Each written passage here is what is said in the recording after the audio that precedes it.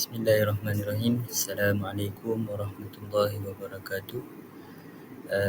Nama diberi Muhammad Zulfadli bin Muhammad Sobri dari kelas PT 1 S2.01, yang akan insyaAllah saya akan menerangkanlah tentang beberapa isu-isu yang konflik di Laut Cina Selatan. Yakni untuk tajuk ini saya difahamkan untuk membahaskan tentang dua isu, di mana isu yang pertama ialah isu persepadanan di Laut Cina Selatan dan juga yang kedua ialah isu tuntutan bertindih di Laut Cina Selatan. Jadi untuk bahagian saya akan menerangkan dulu tentang isu tuntutan bertindih di Laut Cina Selatan. Jadi kita mulakan dia. Okey, jadi untuk permulaannya kita pergi kepada pengenalan dia dulu, berkaitan dengan isu tuntutan bertindih di Laut Cina Selatan ni. Kita tahu bahawa Laut Cina Selatan ni ialah kawasan laut yang sangat penting. Sebab apa? Ia merupakan laluan utama perdagangan antarabangsa. Jadi kiranya merupakan suatu kawasan yang strategik jugalah, kerana banyak kapal-kapal perdagangan yang lalu di sana. Serta Laut Cina Selatan ni juga dia kaya dengan minyak, gas asli dan sumber perikanan. Jadi benda ni sangat berkaitlah untuk sesebuah negara tu memajukan ekonomi dia. Selepas itu terdapat beberapa juga negara yang ingin menentukan kawasan ni sebab macam tadi merupakan laluan utama perdagangan dan juga kaya dengan minyak, gas asli dan sumber perikanan apa semua. Selepas itu Malaysia juga terlibat secara langsung dalam isu ini dan menyebabkan terjejasnya kedaulatan, keselamatan negara kita. Jadi nanti kita akan bahas dengan lebih lanjut. Okay, sekarang kita pergi kepada justifikasi saya tentang mengapa saya pilih isu tuntutan bertindih ni, kerana ia telah melibatkan kedaulatan negara kita lah. Seperti mana yang kita tahu, dalam isu ini Z Malaysia, Z negara kita diceroboh. Z ni membawa maksud zone ekonomi eksklusif, di mana negara kita di kawasan perairan Laut Cina Selatan kita mempunyai hak tuntutan lah. Ada hak kita untuk kita menjalani kawasan perairan di Laut Cina Selatan. Jadi bila Z Malaysia kita ni diceroboh, jadi ini menganggap hak negara kita dicabar oleh kuasa-kuasa besar. Jadi itu untuk yang pertama. Yang kedua pula, ia berkait rapat dengan ekonomi lah. Macam kita tahu tadi, Laut Cina Selatan ni dia kaya dengan minyak dan juga gas, juga merupakan sumber perikanan negara kita di sana. Jadi bila orang ambil hak Laut Cina Selatan ni, jadi tiadalah tempat kita untuk menjana ekonomi kita dari segi minyak dan gas, dan juga sumber perikanan kita pun akan terjejas. Seterusnya, yang ketiga iaitu dari segi keselamatan negara kita sendiri. Seperti mana yang kita tahu, bila adanya kehadiran kapal-kapal asing yang lalu di kawasan perairan kita, ini akan meningkatkan risiko konflik lah. Mungkin kita anggap yang diorang-diorang ni telah menceroboh kita punya kawasan perairan. Jadi ini telah memberi ancaman lah kepada keselamatan maritim kita. Jadi untuk yang terakhir ni juga, isu ini semakin berterusan sehingga hari ini. Jadi perkara ini saya akan bahaskan di slide yang lain lah. Jadi kita teruskan kepada kronologi pula. Okay, baik. Sekarang kita masuk kepada isu pertindahan dulu. Jadi di sini saya bagi sedikit gambaran dulu, iaitu isu tuntutan bertindih ni dia berlaku apabila lebih daripada satu negara tu dia nak tuntut kawasan laut dan pulau yang sama di Laut Cina Selatan. Jadi apa yang jadi isunya kat sini sebab di Laut Cina Selatan ni negara China tu dia menggunakan tuntutan sejarah yang dikenali ataupun glamour lah. Kita pernah dengar tentang 9-Line. 9-Line ni saya akan bahaskan di slide lain. Untuk apa? Untuk menuntut hampir keseluruhan kawasan laut tersebut. Sedangkan negara-negara lain pun ada ambil juga. Tapi negara China ni berdasarkan 9-Line dia dituntut tu hampir keseluruhan. Jadi untuk lebih lanjut, kita lanjut kepada slide seterusnya. Okey, baik, sekarang ni saya akan menerangkan tentang isu tuntutan bertindih ni, yakni yang berkait rapatlah dengan 9-Line yang kita nampak sekarang ni. Jadi untuk isu ni dia ada 7 negara yang yang dikait rapat lah ataupun yang berkait untuk isu ini, yang iaitu negara China, Taiwan, Filipina, Brunei, Malaysia, Vietnam dan juga Indonesia. Jadi ketujuh-tujuh negara ni tujuh-tujuh ni membuat menuntut sebahagian daripada Laut Cina Selatan. Tetapi ni yang menjadi konfrontasinya, iaitu negara-negara selain daripada China dia menuntut sebahagian sahaja. Tapi kalau China ni dia menuntut hampir 90% Laut Cina Selatan tu. Yakni berkait dengan diorang punya 9-Line diorang lah. Kalau kita tengok peta yang saya telah letakkan di situ, itu merupakan peta yang negara China buat, iaitu 9-Line. Selepas tu jadi bila berlakunya perkara ni menyebabkan negara-negara lain tak berpuas hati lah. Tak berpuas hati dengan negara China ni. Lepas tu pada tahun 1982 telah diwujudkan satu undang-undang antarabangsa maritim, iaitu UNCLOS, yakni semua negara-negara yang terlibat tu dia boleh tuntut kawasan perairan, tapi di antara 200 batu nautika sahaja. Jadi negara-negara lain setuju, melainkan negara China je. Negara China dia anggap benda ni tak bercanggah lah dengan 9-Line diorang tu, kononnya lah. Jadi dan saya ada baca jugalah untuk pada tahun 2013 katanya lah berlakunya juga 10-Line. Kiranya ada garisan yang ke-10, yakni saya baca dia cakap negara China ni dia menuntut Taiwan pula, macam tu. Lepas tu untuk tahun 2016 merupakan terjadinya konflik besar lah, boleh cakap, di mana melibatkan negara China dengan Filipina, yakni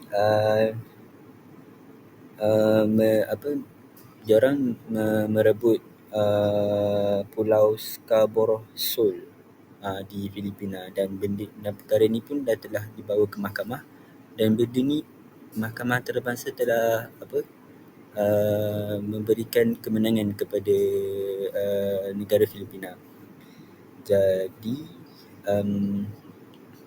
juga berlaku kepada negara kita baru-baru ini juga, iaitu di kedudukan Beting Panting Ali yang berada dalam kawasan Z Malaysia, kira-kira dalam 84 batu nautika daripada Tanjung Baram Miri. Selepas itu menjadi isu jugalah kepada kita, kerana kalau betul itu kawasan Z bagi kita, jadi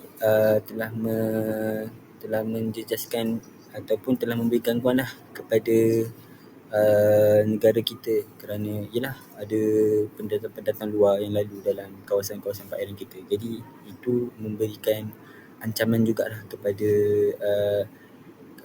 anggota keselamatan maritim kita di negara kita.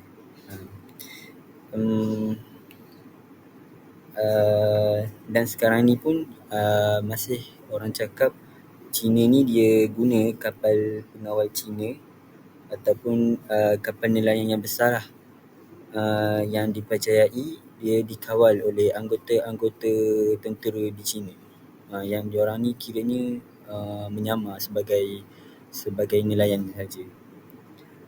Jadi saya terfikir jugalah kenapa China ni walaupun dah maju tapi still inginkan kawasan-kawasan yang macam Lautan China Selatan ni yang kaya dengan minyak gas asli apa semua ni kan. Jadi apa yang saya dapat simpulkan di sini, ia berkait rapat juga dengan kuasa-kuasa besar yang dahulu masa zaman perang. Yang kita tahu Jerman ni, dia ni dah ambil semualah, dah tawan semua negara lah daripada kat Eropah time tu.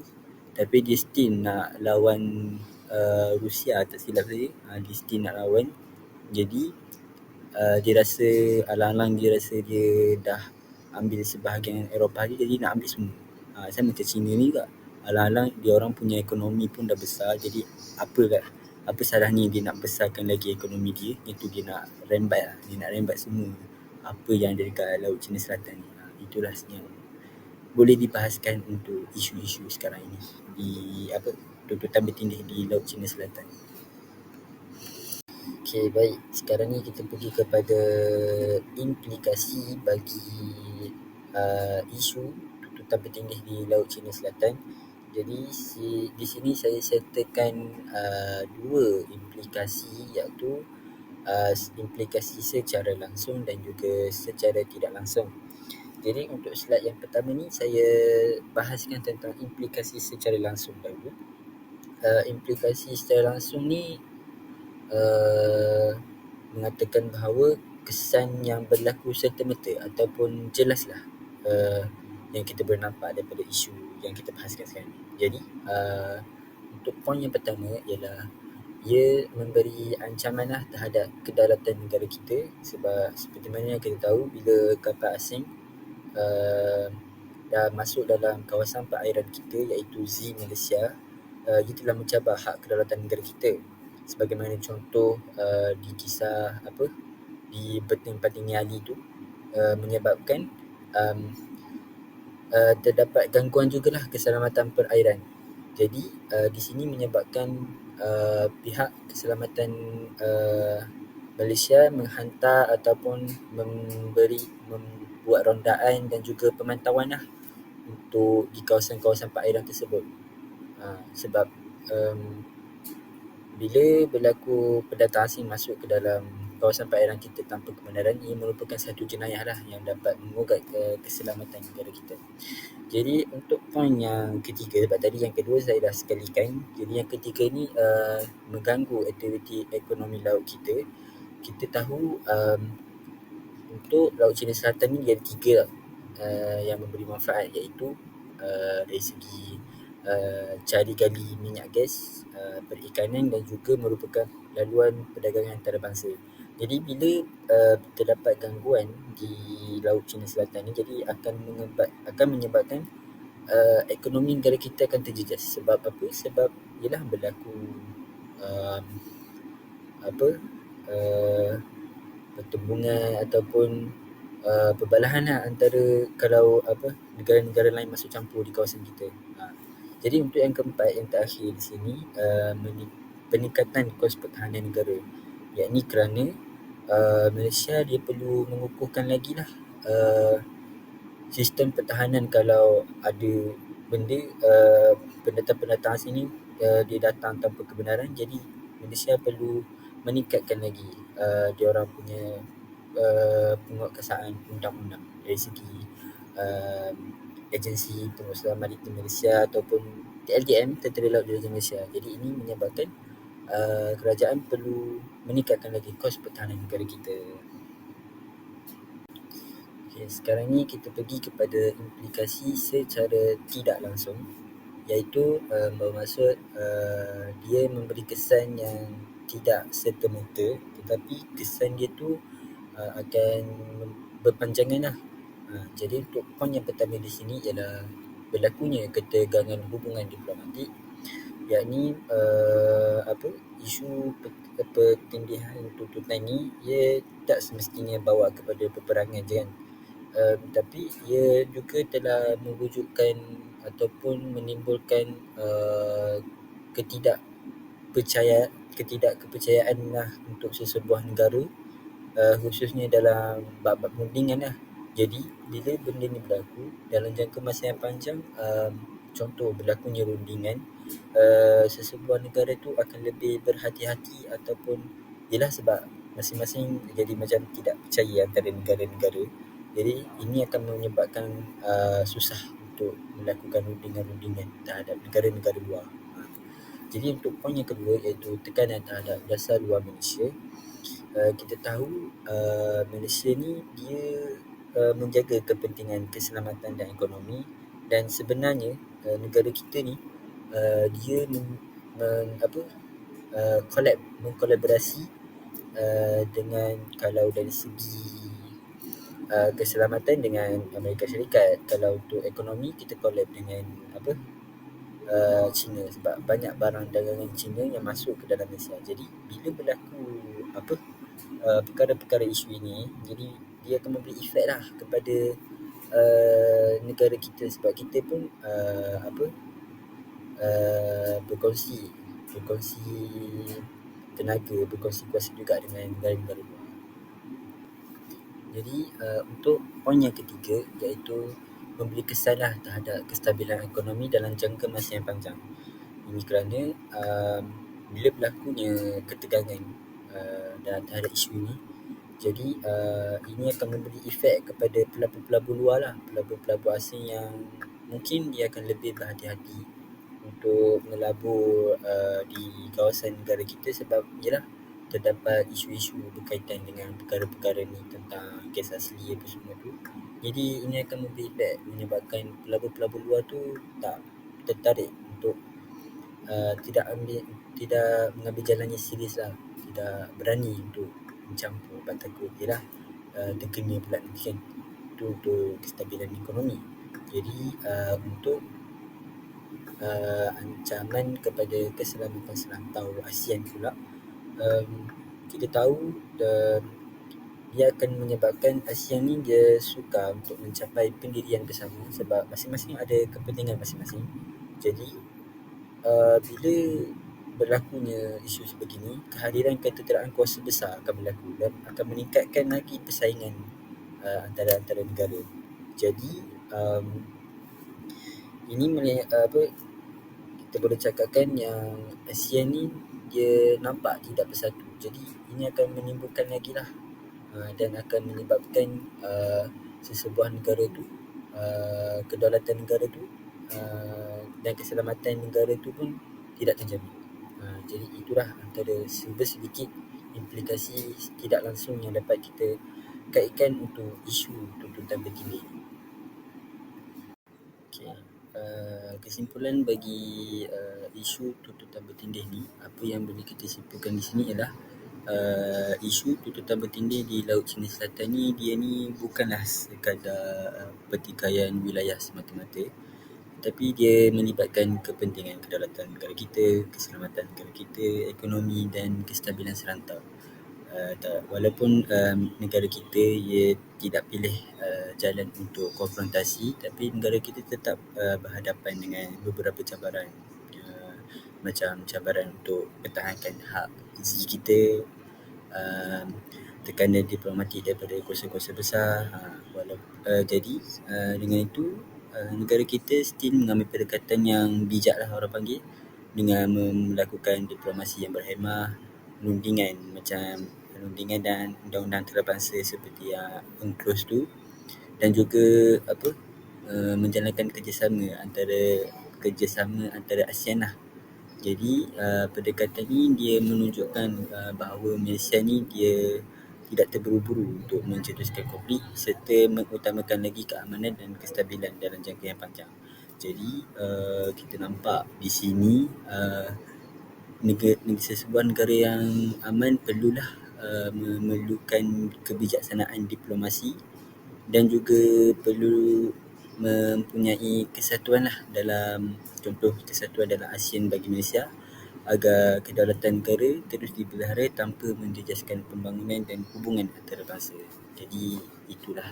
Jadi di sini sajalah apa yang saya dapat simpulkan untuk isu ini. Jadi kita pergi kepada isu seterusnya, iaitu isu persepadan di Laut Cina Selatan yang akan dibentangkan oleh saudara Aupa. Baiklah, seterusnya izinkan saya menyambung perbicaraan dan perbincangan kita pada hari ini yang bertajuk mengenai isu konflik persepadanan, dan saya membuat keputusan untuk memilih isu berkaitan dengan pencerobohan zon ekonomi eksklusif iaitu ZEE di Malaysia di Laut Cina Selatan. Jadi ayuh kita ke slide yang seterusnya untuk penerangan yang lebih lanjut. Baiklah, bagi memulakan perbincangan kita pada hari ini, izinkan saya menerangkan sedikit tentang pengenalannya, iaitu Laut Cina Selatan merupakan satu kawasan yang mana sangat strategik kepada Malaysia, iaitu kedudukannya yang berhampiran dengan Sabah dan Sarawak yang menjadikan kawasan ini amat penting dari segi keselamatan, ekonomi dan juga geopolitik negara. Kepentingan ini bukan sahaja melibatkan Malaysia, malah turut melibatkan beberapa buah negara lain di rantau Asia Tenggara. Oleh sebab demikian, sebarang isu yang berlaku di kawasan ini akan memberi kesan secara langsung kepada kestabilan negara kita. Selain itu, Laut Cina Selatan juga merupakan laluan perdagangan antarabangsa yang utama di dunia kita, dan sebahagian besar perdagangan global termasuk minyak mentah dan barangan industri melalui kawasan ini setiap hari. Ini bermakna kawasan ini mempunyai nilai strategi yang sangat tinggi dalam sistem ekonomi dunia. Jika berlaku konflik atau ketegangan di kawasan ini, ia boleh menjejaskan aliran perdagangan dan memberi kesan kepada ekonomi serantau termasuk Malaysia. Di samping itu, Laut Cina Selatan kaya dengan sumber-sumber jadi seperti petroleum, gas asli dan hasil perikanan. Sumber petroleum dan gas asli merupakan antara penyumbang utama kepada pendapatan negara, manakala sektor perikanan pula menjadi sumber rezeki kepada ramai nelayan tempatan di negara kita. Oleh itu, kawasan ini bukan sekadar kawasan perarian biasa, tetapi merupakan kawasan yang menyumbang secara signifikan kepada pembangunan dan kesejahteraan ekonomi negara. Namun begitu, Malaysia kini menghadapi konflik persempadanan maritim di kawasan pencerobohan di kawasan seperti zon ekonomi eksklusif ataupun ZEE, iaitu pencerobohan ini berlaku apabila kapal asing memasuki kawasan perairan yang berada di bawah hak Malaysia tanpa kebenaran. Situasi ini mencabar hak Malaysia yang telah diperuntukkan di bawah undang-undang antarabangsa dan menimbulkan ketegangan dan hubungan diplomatik. Kesannya, isu ini bukan sahaja mengancam kedaulatan negara, malah turut memberi implikasi terhadap kepentingan ekonomi Malaysia. Jadi kita teruskan kepada slide yang seterusnya. Baiklah, ayo kita teruskan lagi, iaitu di sini menerangkan bahawa isu konflik persempadanan ini dipilih kerana ia melibatkan hak kedaulatan negara di perairan Malaysia. Kedaulatan merupakan asas penting bagi sesebuah negara yang merdeka, dan zon ekonomi eksklusif ataupun ZEE adalah kawasan yang diiktiraf di bawah undang-undang antarabangsa sebagai hak Malaysia untuk menguruskan serta memanfaatkan sumber semula jadi. Namun begitu, berlaku pencerobohan kapal asing ke dalam ZEE Malaysia yang secara langsung mencabar hak dan kuasa negara.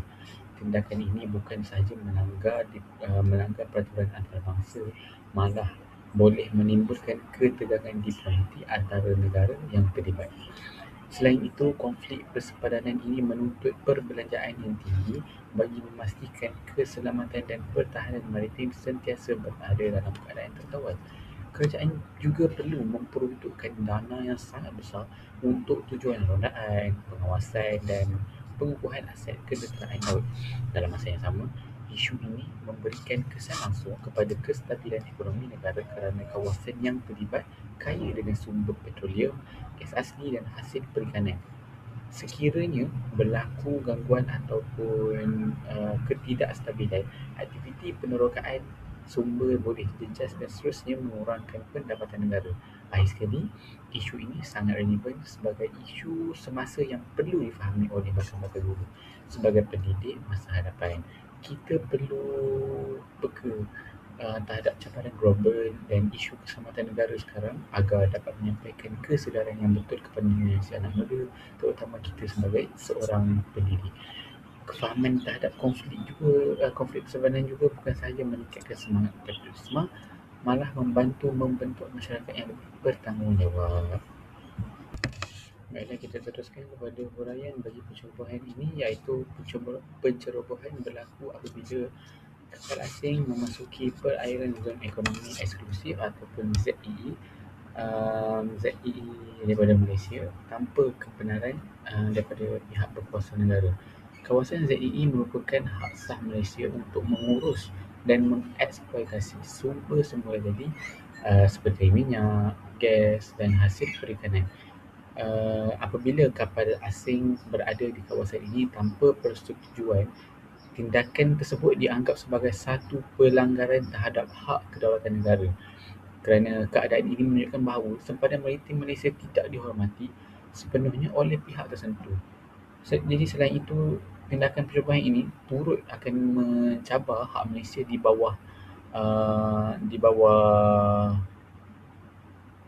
konvensyen Undang-Undang Laut Pertubuhan Bangsa-Bangsa Bersatu ataupun PBB atau CLOS, iaitu UNCLOS daripada UNCLOS 1982.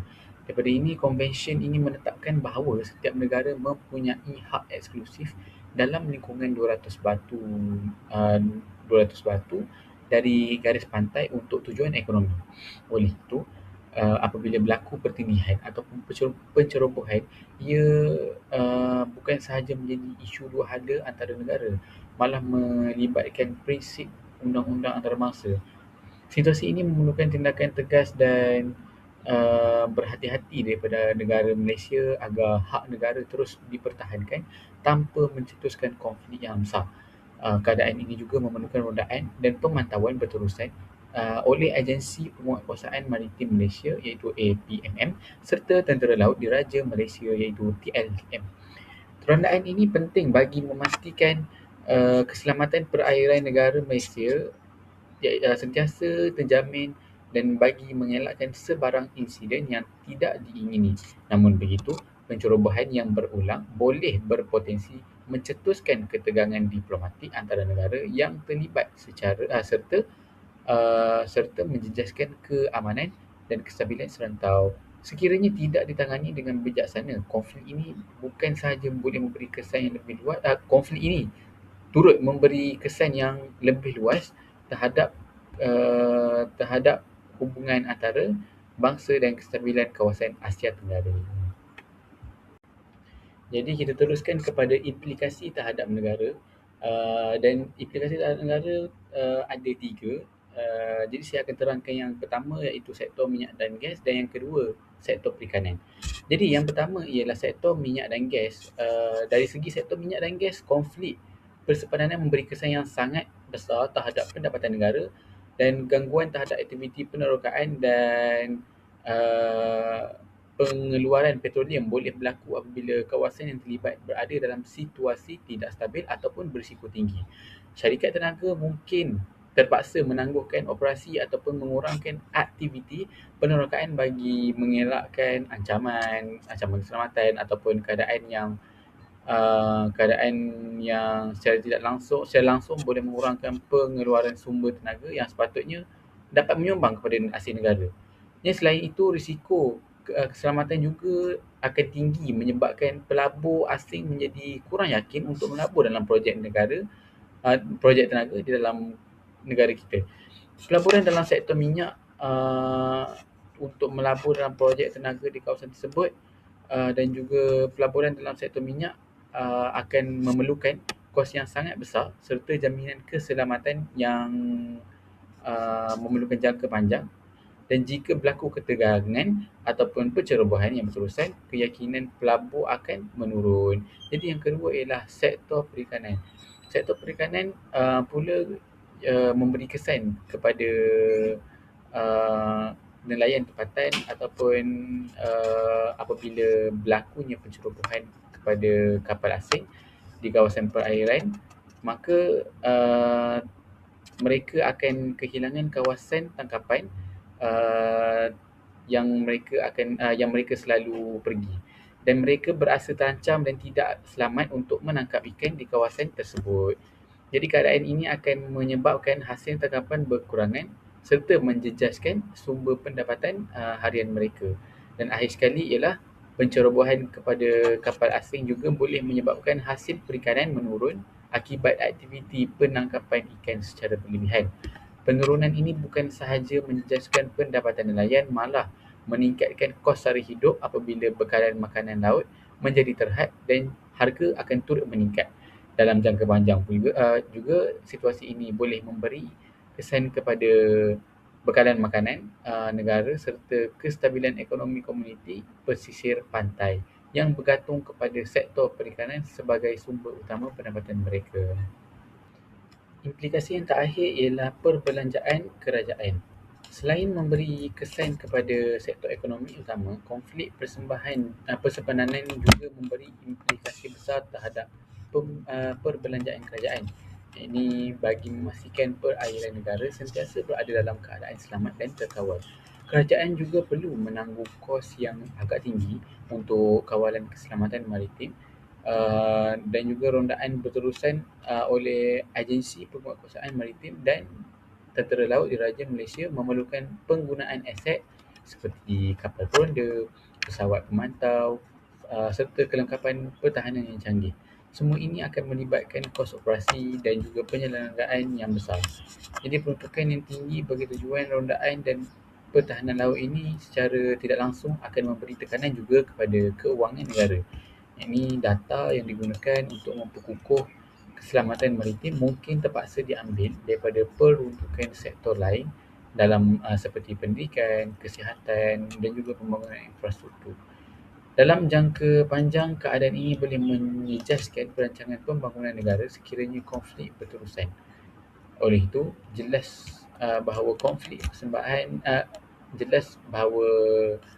persempanan bukan sahaja isu keselamatan tapi juga memberi kesan terhadap pengurusan kewangan dan keutamaan pembangunan negara secara keseluruhan. Baiklah, saya akan terangkan berkenaan dengan kepentingan telah saya berikan untuk isu konflik ini. Yang pertama, isu konflik persempanan ini amat penting kerana ia melibatkan usaha untuk menjamin kedaulatan dan keselamatan perairan Malaysia. Kedaulatan negara bukan perairan yang berada di bawah bidang kuasa Malaysia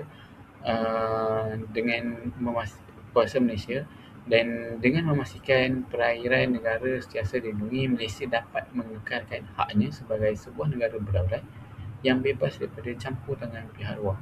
Keselamatan maritim yang terjamin juga membantu mengelakkan sebarang ancaman yang boleh menggugat kestabilan negara dalam jangka panjang. Selain itu, isu ini penting bagi melindungi sumber asli negara daripada dieksploitasi oleh pihak luar secara tidak sah. Laut Cina Selatan kaya dengan sumber petroleum, gas asli serta hasil perikanan yang menjadi penyumbang utama kepada ekonomi negara. Sekiranya kawasan ini tidak dapat dikawal dengan ekonomi yang baik,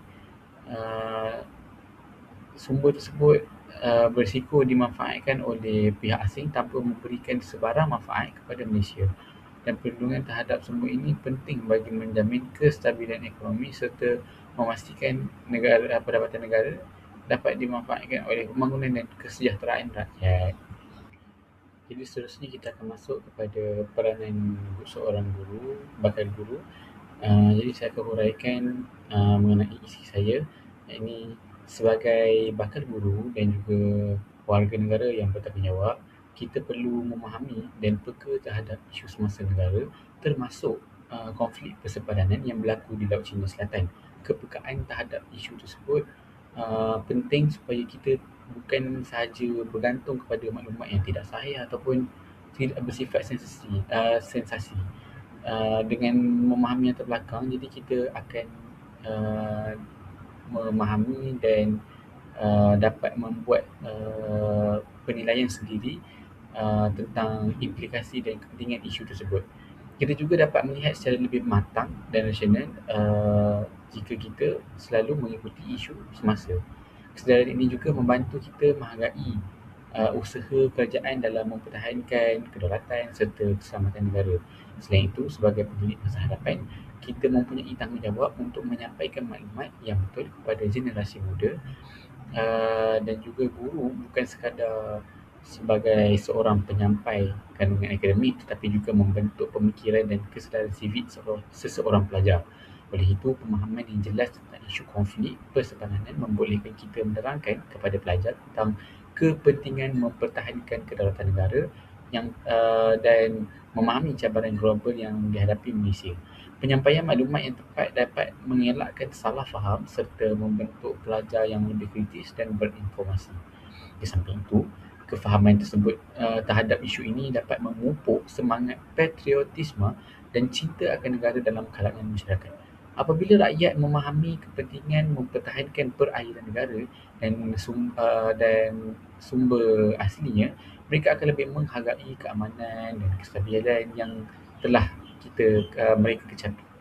Secara tidak langsung, hal ini membantu untuk membentuk masyarakat yang bertanggungjawab serta berpengetahuan dan sedia memainkan peranan dalam menjaga kepentingan negara. Kesedaran kolektif inilah yang akan menguatkan lagi perpaduan dan daya tahan Malaysia sebagai sebuah negara yang bersatu padu. Jadi sebagai rumusan, konflik persepadan di Laut Cina Selatan sememangnya memberi ancaman besar kepada Malaysia, iaitu isu ini bukan sekadar melibatkan pertikaian sepadan maritim tetapi turut menyentuh soal kedaulatan, keselamatan dan maruah negara. Pencerobohan serta pertindihan tuntutan di kawasan zon ekonomi eksklusif Malaysia menunjukkan bahawa cabaran terhadap hak negara masih wujud dan perlu ditangani secara tegas tetapi perlu juga secara berhemah. Oleh itu, konflik ini tidak boleh dipandang ringan kerana kesannya mampu mempengaruhi kestabilan negara dalam jangka masa panjang.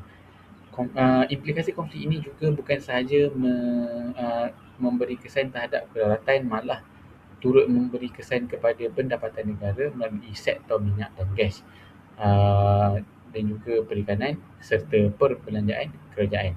Sekiranya isu ini tidak diurus dengan baik, ia boleh menjejaskan pertumbuhan ekonomi dan kesejahteraan rakyat. Justru kerjasama diplomatik yang berlandaskan undang-undang antarabangsa serta kesedaran rakyat tersebut penting bagi mempertahankan kedaulatan negara. Dengan pendekatan yang bijaksana dan sokongan semua pihak, kepentingan negara dapat terus dipelihara demi masa depan Malaysia yang lebih stabil dan sejahtera. Jadi itu sahaja daripada kami. Sekian. Assalamualaikum warahmatullahi wabarakatuh.